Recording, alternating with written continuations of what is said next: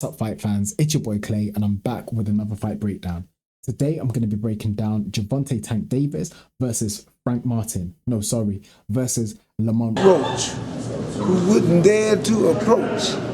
He's a roach blowing smoke with no hope. Roach looked so confident in there, throwing combinations, countering with 2s and 3 punch combinations every single time he was hit with a left hand or one of Tank Davis's hooks. He was in there doing what everyone thought was impossible for him to do, and somewhat making Tank look ordinary. The Baltimore star was getting hit with so many punches that we normally see him slipping out of the way of. In the 9th round, we saw Gervonta Tank Davis take a knee, and the referee started counting. However, he stopped. I was expecting this to be counted as a knockdown. He took a knee, meaning that he could not in that moment continue to fight, and therefore it warranted a count. And I mean, if that had happened and that was counted as a knockdown, Tank Davis would have lost the fight tonight. From the 10th round onwards, we saw the Tank that we're usually used to seeing. He was landing his signature punches, he was landing devastating shots, but Lamont Roach was still in there. He was still fighting a competitive fight, and you couldn't take away from the work that he'd done so early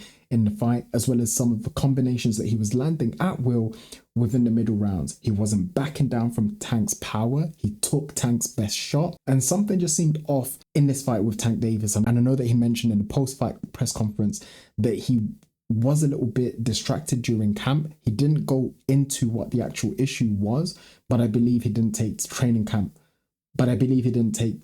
as seriously as he did. I mean, something as little as calling his opponent by his previous opponent's name. I know that it might be reaching at this moment in time. There was definitely a sense of Tank being distracted. I hope and I think that Tank can bounce back from this. I do not feel like Tank has been exposed or anything like that.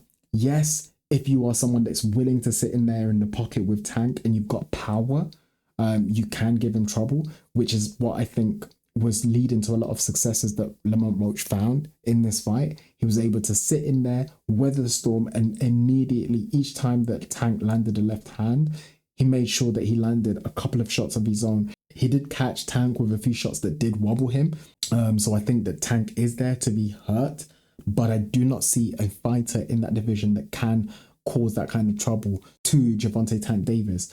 Someone like Teofimo Lopez maybe could trouble Tank in terms of his fast style, his counter punching. That could lead to Tank maybe going through something similar to what he did in this fight. But I think a prepared and 100% Tank still is the top of the division. He still is the best fighter in that 135 to 140 range. It is very difficult for me to see someone like a Shakur Stevenson being able to pull off the performance or even better than what Lamont Roach just did. Once Shakur Stevenson's hand problems enter the chat, it is pretty much over.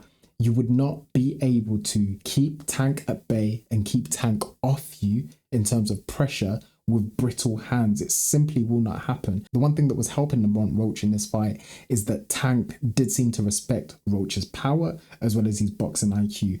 Roach's counterpunching was crisp, accurate, and he was countering in combinations. It wasn't just single shots here and there. He was throwing back 2 or 3 punch combinations. Where do both fighters go from here? Well, even though Tank said that he wanted a rematch, he did hint that it may not be the next fight during the post-fight press conference. He hinted that there may be someone else, but he would like to do it again.